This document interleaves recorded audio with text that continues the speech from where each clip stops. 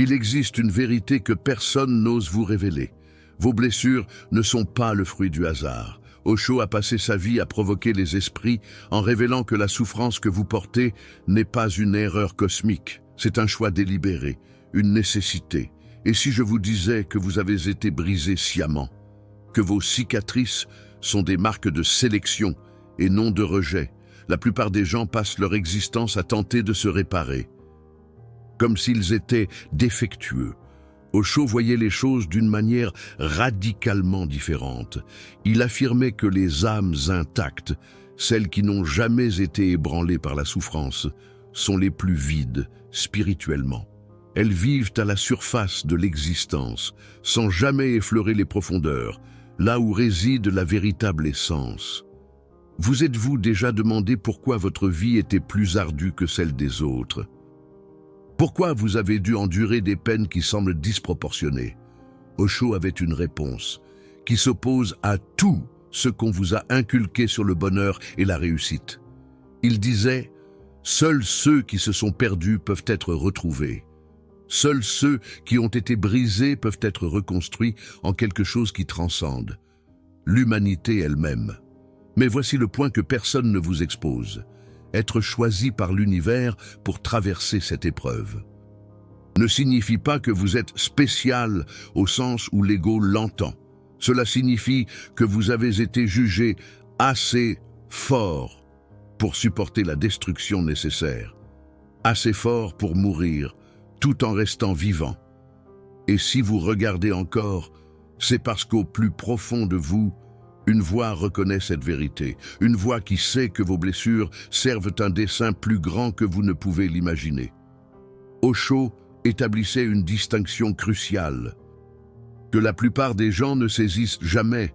La douleur et la souffrance ne sont pas synonymes. Il affirmait « la douleur est belle, car elle recèle un potentiel de croissance. La douleur est naturelle. C'est la réaction du corps et de l'âme face à quelque chose qui doit être affronté. Mais la souffrance est stérile. La souffrance survient lorsque vous résistez à la douleur, lorsque vous la combattez, lorsque vous la transformez en une identité. Les âmes blessées sont celles qui ont connu une douleur profonde, mais seules quelques-unes sont choisies par l'univers. Les élus sont celles qui, à un moment donné, ont cessé de résister. Celles qui ont permis à la douleur de les traverser entièrement, sans bâtir de récits victimaires autour d'elles. Osho observait que la société vous incite à fuir la douleur à tout prix. On vous vend des anesthésiques émotionnels, divertissements, relations superficielles, travail obsessionnel, addictions de toutes sortes, le tout pour ne pas sentir, le tout pour rester entier, sans fissures. Mais c'est précisément dans ces fissures que la lumière s'infiltre. Leonard Cohen l'a exprimé autrement. Il y a une fissure en toute chose, c'est ainsi que la lumière entre. Osho allait plus loin. Il disait que sans les fissures, vous demeurez plongé dans l'obscurité intérieure, un récipient parfait mais vide, dépourvu de tout ce qui mérite d'être illuminé.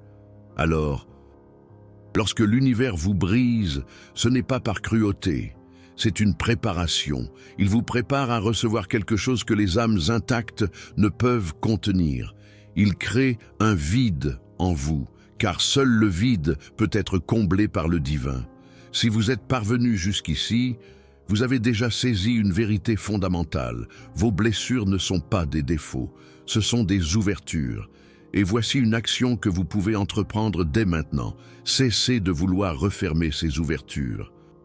Arrêtez de courir vers les thérapeutes, les livres de développement personnel et les techniques de guérison, dans le but de redevenir ce que vous étiez auparavant.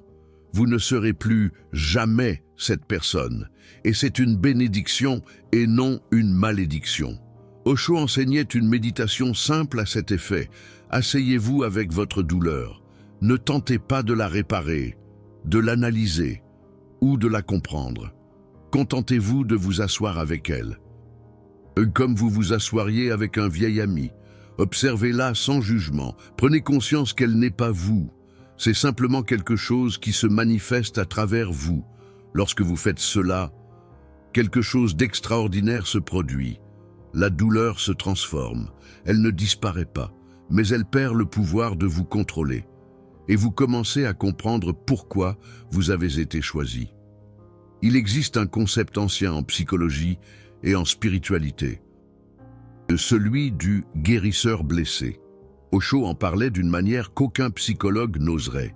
Il disait « Les meilleurs maîtres spirituels ne sont pas ceux qui sont nés illuminés, qui ont traversé la vie dans une paix constante. Ce sont ceux qui sont descendus dans les profondeurs de leur propre psyché, qui ont affronté leurs démons les plus sombres et qui ont émergé, non pas indemnes, mais transformés. » Un guérisseur blessé n'est pas quelqu'un qui a complètement guéri ses blessures et qui vit désormais sans douleur. C'est quelqu'un qui a appris à porter ses blessures avec conscience en les transformant en portail de compassion. Pensez à toutes les personnes qui ont véritablement marqué votre vie. Ce ne sont pas les personnes parfaites, heureuses et sans problème. Ce sont celles qui vous ont regardé dans les yeux et vous avez senti « cette personne sait ». Cette personne est déjà passée par où je suis. Cette personne comprend les ténèbres. Osho provoquait « Voulez-vous être un professeur de spiritualité qui a lu des livres et répète des concepts magnifiques? Ou voulez-vous être quelqu'un qui connaît réellement le territoire de la souffrance humaine et qui peut guider les autres à travers celui-ci? Mais voici la partie périlleuse. Tous ceux qui sont brisés ne deviennent pas des guérisseurs blessés. La plupart deviennent simplement blessés. La différence entre les deux réside dans un choix spécifique qu'Osho révélait dans ses discours, mais que la majorité des gens ne parviennent pas à faire, car l'ego se refuse à mourir, et sans cette mort de l'ego, vos blessures ne se transforment jamais en sagesse, seulement en ressentiment. Êtes-vous prêt à découvrir quel est ce choix?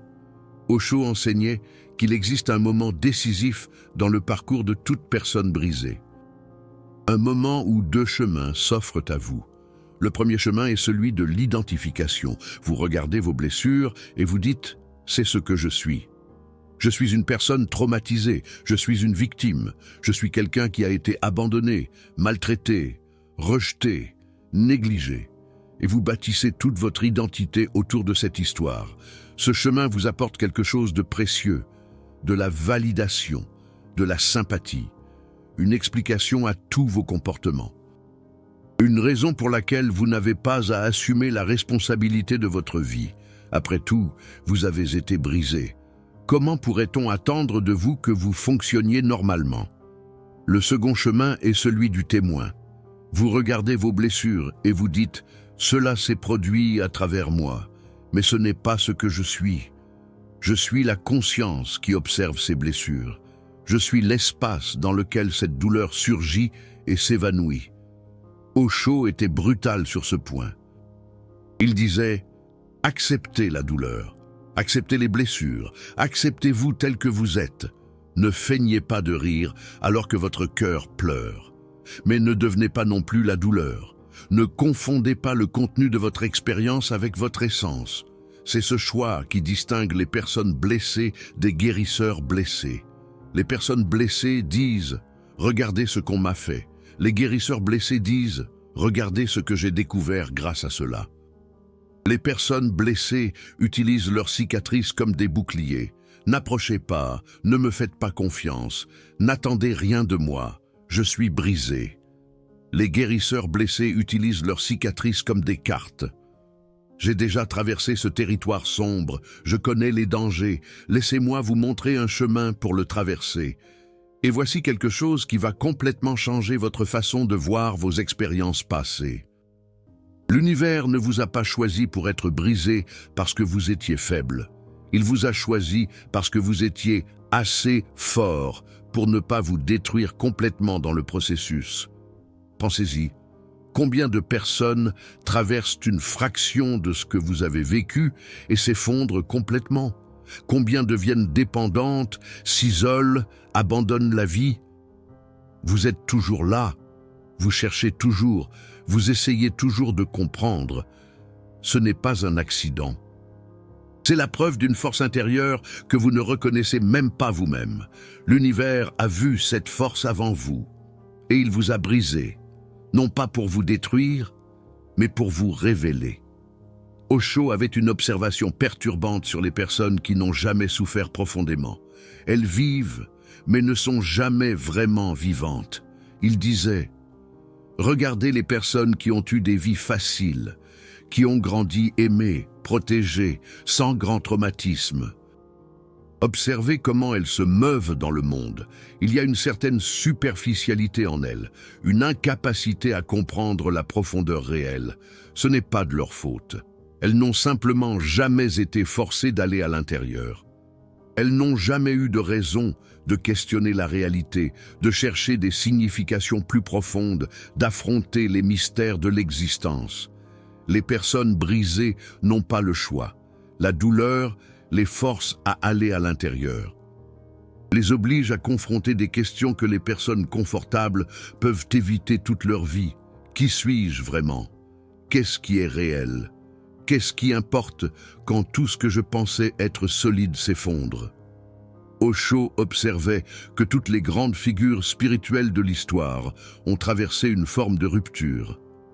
Bouddha a abandonné son palais et a confronté la souffrance. Jésus a passé 40 jours dans le désert à être tenté. Les mystiques soufis parlaient de fana, l'anéantissement de l'ego. Les chamans traversaient des démembrements symboliques. La rupture est le portail, c'est l'initiation. Sans elle, vous restez un touriste spirituel, lisant de beaux livres et partageant des citations inspirantes, mais jamais vraiment transformé. Mais il y a un danger réel ici, qu'Osho avertissait. Certaines personnes tombent amoureuses de leur propre souffrance. Elles trouvent une identité dans la douleur et refusent de la laisser aller. Elles ont été brisées, mais refusent maintenant d'être reconstruites. Parce que la reconstruction exigerait qu'elles perdent la seule chose qui les fait se sentir spéciales, leur histoire de trauma. Comment savez-vous si vous utilisez vos blessures pour évoluer ou si vous vous cachez derrière elles? Osho enseignait que lorsque l'univers vous choisit pour être brisé, il vous donne aussi un test continu. Un test que la plupart des gens échouent répétitivement sans s'en rendre compte. Le test est le suivant.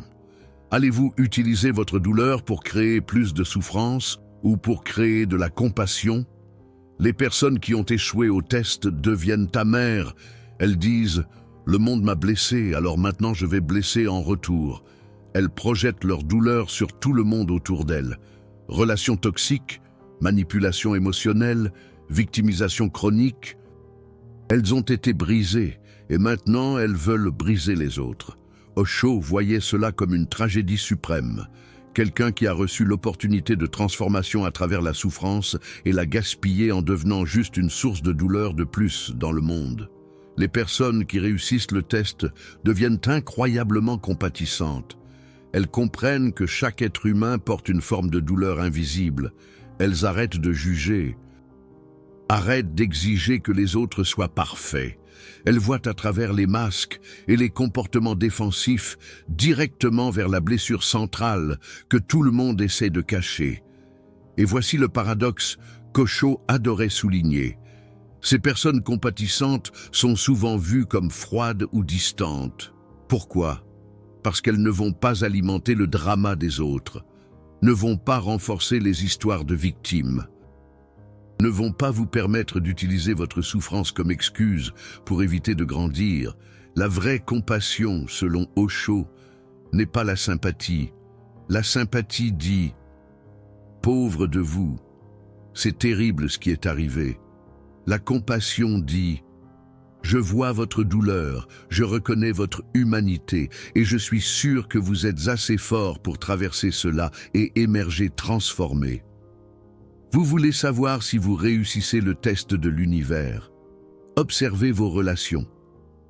Attirez-vous des personnes qui veulent grandir ou des personnes qui veulent rester victimes? Offrez-vous aux autres des outils pour la transformation ou seulement de la validation pour rester stagnant? Osho enseignait un exercice puissant. La prochaine fois que quelqu'un viendra vers vous avec un problème, résistez à l'impulsion de le réconforter immédiatement. Au lieu de cela, posez une question.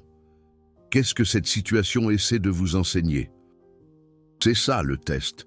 Allez-vous aider la personne à voir le potentiel de croissance dans sa douleur ou allez-vous juste l'aider à se sentir mieux de rester piégé? Il existe une phase finale qui sépare les personnes réellement choisies par l'univers de celles qui ont seulement été brisées par des circonstances aléatoires. C'est la phase de la reconstruction. Osho était clair. Vous ne pouvez pas redevenir qui vous étiez avant. Cette personne est morte. Les morceaux de cette identité ont été éparpillés et beaucoup se sont perdus et c'est exactement comme ça que ça devrait être. La reconstruction ne consiste pas à recoller les morceaux. Il s'agit de créer quelque chose de complètement nouveau avec ce qui reste. Quelque chose qui n'aurait jamais pu exister si vous n'aviez pas été brisé en premier. Les artistes japonais pratiquent une technique appelée kintsugi, où ils prennent de la céramique brisée et la réparent avec de l'or. Les fissures ne sont pas cachées, elles sont mises en évidence, devenant la partie la plus belle de la pièce. La céramique reconstruite est plus précieuse qu'elle ne l'était lorsqu'elle était entière. Osho voyait les êtres humains de la même façon.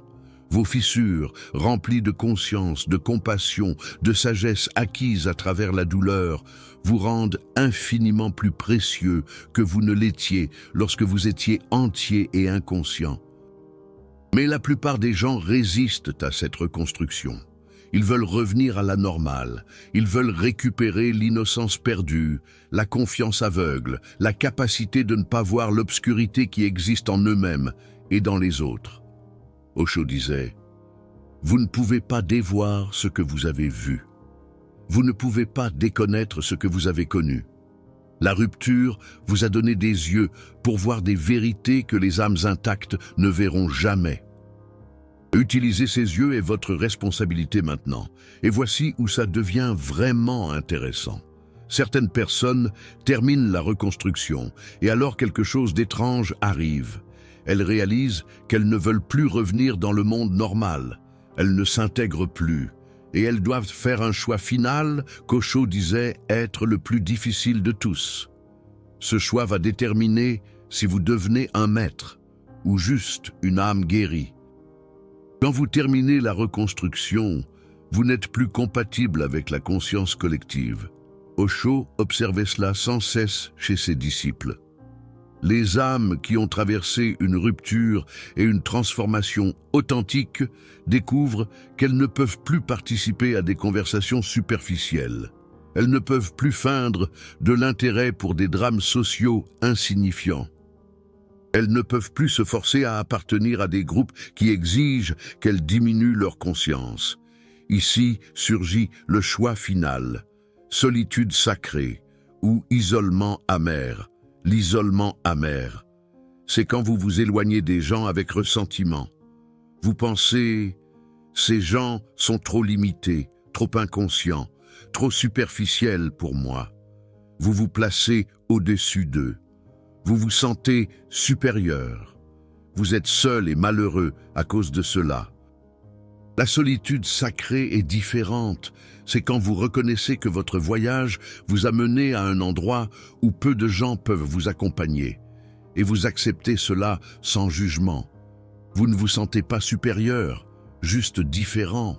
Vous ne rejetez pas les gens, mais vous ne vous forcez pas non plus à feindre des connexions qui n'existent plus. Osho disait que cette solitude sacrée est l'endroit où la véritable spiritualité commence. Tant que vous avez besoin des gens autour de vous pour vous sentir entier, vous n'êtes pas complet. Tant que vous dépendez de la validation externe, vous vivez encore à travers l'ego. La solitude sacrée vous enseigne quelque chose de crucial. Vous êtes suffisant. Pas dans le sens motivationnel superficiel, mais dans le sens existentiel, profond. Vous êtes une expression complète de l'univers. Vous n'avez besoin de rien en dehors de vous-même pour être entier. Parce que l'entièreté n'est pas de ne pas avoir de fissures, c'est d'accepter les fissures comme partie de votre complétude. Si vous êtes arrivé jusqu'ici, Vous n'êtes déjà plus la même personne qui a commencé à regarder. Quelque chose a changé dans la façon dont vous voyez vos expériences passées. Osho dirait, maintenant vous avez une responsabilité. Vous ne pouvez pas ignorer ce que vous venez de comprendre. Vous ne pouvez pas revenir à vous voir comme une victime de circonstances aléatoires. Vous avez été choisi. La question maintenant est, qu'allez-vous faire de ce choix? Les âmes brisées qui refusent de se transformer deviennent des sources de douleur dans le monde. Les âmes brisées qui acceptent la transformation deviennent des sources de guérison. La différence ne réside pas dans ce qui vous est arrivé, mais dans ce que vous choisissez de faire avec ce qui est arrivé. Alors voici la vérité ultime qu'Osho vous offre. Vous n'avez pas été brisé parce que l'univers vous déteste. Vous avez été brisé parce que l'univers vous aime suffisamment pour vous forcer à évoluer au-delà de la médiocrité spirituelle. Les âmes intactes vivent des vies confortables, mais videsses. Elles meurent sans jamais avoir réellement vécu, sans jamais avoir touché les profondeurs de ce que signifie être humain. Vous n'avez pas ce luxe. Vous avez été forcé d'affronter l'obscurité. Et maintenant vous avez un choix. Vous pouvez maudire l'obscurité et vivre amer, ou vous pouvez allumer une lumière et vivre comme un guide pour les autres qui sont encore perdus dedans. Osho terminait beaucoup de ses discours avec un rappel simple. Seuls ceux qui sont perdus peuvent être trouvés. Seuls ceux qui ont été brisés peuvent être reconstruits en quelque chose qui transcende la forme originale. Vos blessures ne sont pas votre fin. Elles sont votre commencement. L'univers vous a choisi, non pas malgré elles, mais à cause d'elles. Maintenant, la seule question qui importe est, allez-vous accepter ce choix? Si cette vidéo a résonné avec vous, si vous avez reconnu votre propre voyage dans ces mots, envisagez de soutenir la chaîne via le Super Thanks. Ce n'est pas une question d'argent. C'est une question de reconnaître que le contenu qui transforme vraiment mérite d'être soutenu. Et dans les commentaires, je veux savoir, croyez-vous que vos blessures vous ont choisi ou vous ont détruit? Soyez brutalement honnête, sans belles histoires de dépassement de soi. Juste la vérité brute de l'endroit où vous en êtes maintenant dans ce voyage. Osho disait que ce n'est que dans l'honnêteté absolue que commence la transformation réelle. Alors soyez honnête. Avec vous-même et avec tous ceux ici qui sont dans ce même voyage de rupture et de reconstruction. À la prochaine vidéo, Osho observait que les âmes brisées qui se transforment en guérisseurs blessés traversent 3 phases distinctes. Et vous devez passer par les 3. Sauter l'une d'entre elles entraîne une transformation incomplète qui s'effondrera au premier test réel. La première phase est ce qu'il appelait la descente aux enfers. C'est quand la rupture se produit et que vous tombez dans un abîme de douleur, de confusion et de désespoir. Dans cette phase, vous n'essayez de comprendre rien. Vous êtes juste en train de survivre, de respirer, d'essayer de ne pas vous autodétruire. La plupart des gens restent coincés dans cette phase. Ils trouvent une forme d'anesthésier, la douleur suffisamment pour fonctionner, mais ne sortent jamais vraiment de l'enfer.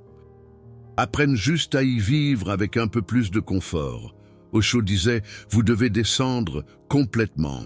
Vous devez toucher le fond, parce que ce n'est que lorsque vous touchez le fond que vous réalisez qu'il n'y a plus où tomber. Et dans ce moment de rendement total, quelque chose commence à changer. La deuxième phase est ce que les psychologues modernes appellent la croissance post-traumatique, mais qu'Osho décrivait de façon beaucoup plus poétique. La naissance à travers les cendres, c'est quand vous commencez à réaliser que la personne que vous étiez est réellement morte, et que quelque chose de nouveau essaie de naître. Dans cette phase, vous expérimentez des moments de perspicacité profonde. Vous voyez des schémas dans votre vie que vous n'avez jamais vus auparavant. Vous comprenez pourquoi les choses sont arrivées de la façon dont elles sont arrivées. Vous commencez à reconstruire un récit de votre vie qui n'est pas basé sur le victimisme, mais sur l'évolution. Mais voici le danger de cette deuxième phase. Vous pouvez tomber amoureux des idées. Vous pouvez devenir accro à l'analyse, à la thérapie, à la croissance personnelle. Vous pouvez remplacer l'identité de victime par l'identité de survivant en voyage de guérison. Et cette nouvelle identité, bien que plus saine, est toujours une prison. Osho avertissait: ne confondez pas comprendre votre douleur avec la transcender. Vous pouvez passer des décennies à analyser votre traumatisme et être encore complètement identifié à lui. La troisième phase est la plus rare. Osho l'appelait la mort du moi psychologique. C'est quand vous réalisez que toutes vos identités, y compris l'identité de personne qui a été brisée et reconstruite, sont juste des histoires. Ce n'est pas vous. Vous êtes la conscience qui observe toutes ces histoires surgir et disparaître. Dans cette phase finale, vos blessures sont toujours là. L'histoire de ce qui s'est passé est toujours là. Mais vous ne vivez plus à travers elle. Vous la voyez, comme vous voyez une cicatrice ancienne, quelque chose qui s'est passé, qui a laissé une marque, mais qui ne définit pas qui vous êtes maintenant. Les âmes qui atteignent cette troisième phase deviennent ce qu'Osho appelait des maîtres accidentels. Elles n'essayaient pas de devenir des maîtres, elles n'avaient pas d'ambition spirituelle grandiose. Elles ont simplement été brisées si complètement que la reconstruction les a menées au-delà de l'identité personnelle. Maintenant, nous arrivons au paradoxe central qu'Osho adorait explorer. Si l'univers vous a choisi pour être brisé, avez-vous vraiment le choix dans tout cela? Il disait, vous n'avez pas choisi d'être brisé, cela vous a été infligé, mais vous choisissez à chaque instant ce que vous faites de cette fracture. Et ce choix, c'est la seule liberté réelle que vous ayez. Beaucoup trouvent du réconfort dans l'idée qu'elles ont été choisies par l'univers. Cela donne un sens à leur souffrance. Il est plus supportable de penser que leur douleur avait un but. Mais Osho vous arracherait immédiatement à ce confort. Il dirait, méfiez-vous, vous êtes en train de créer une autre belle histoire pour éviter d'affronter la vérité crue.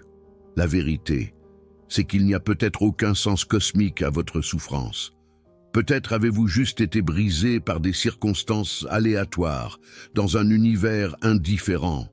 Et alors, il vous regarderait dans les yeux et dirait: mais est-ce que cela importe?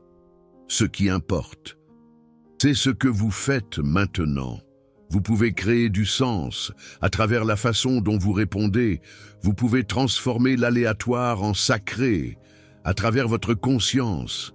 C'est là le véritable pouvoir qu'ont les âmes brisées. Ce n'est pas qu'elles ont été choisies par un plan cosmique, c'est qu'elles ont l'opportunité de choisir consciemment qui elles vont devenir en réponse à ce qui s'est passé. Les âmes intactes n'ont jamais à faire ce choix conscient. Elles flottent simplement à travers la vie, façonnées par le conditionnement social, les attentes familiales, les pressions culturelles. Elles ne se réveillent jamais, ne deviennent jamais auteurs de leur propre vie. Vous avez été forcés de vous réveiller. Et maintenant, vous devez choisir consciemment qui être. C'est terrifiant, mais c'est aussi libérateur. Il y a un aspect final qu'Osho ne manquait jamais de mentionner. Quand il parlait des personnes élues pour la fracture, la transformation a un prix et la plupart des gens ne sont pas disposés à le payer. Le prix est le suivant. Vous allez perdre tous ceux qui vous aimaient pour la personne que vous étiez avant. Vos amis vont s'éloigner parce que vous ne raisonnez plus avec les mêmes valeurs.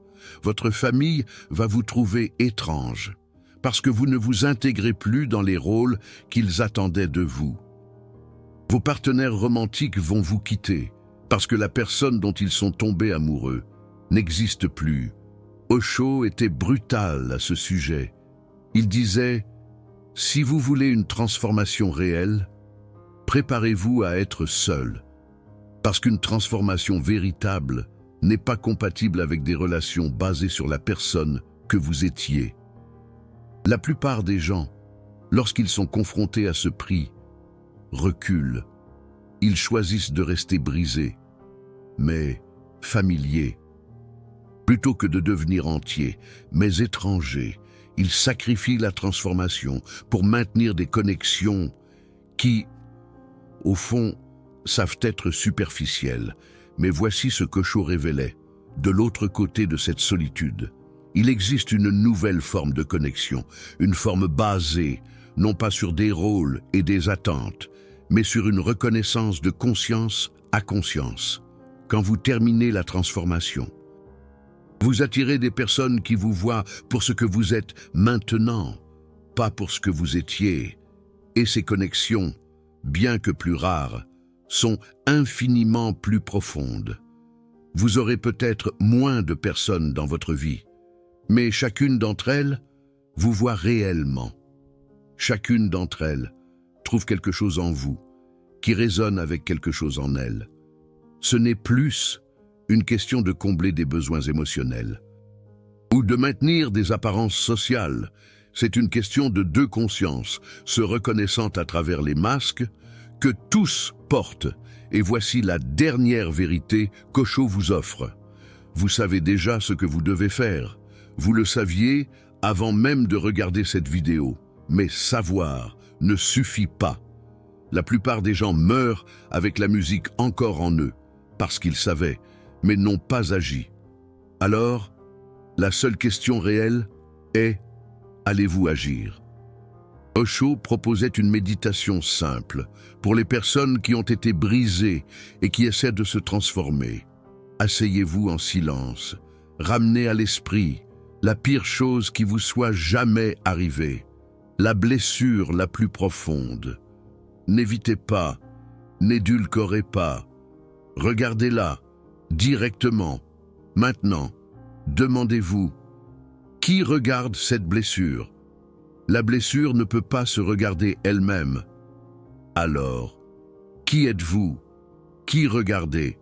Cet observateur, cette conscience qui témoigne de la douleur sans être détruite par elle et qui vous êtes vraiment.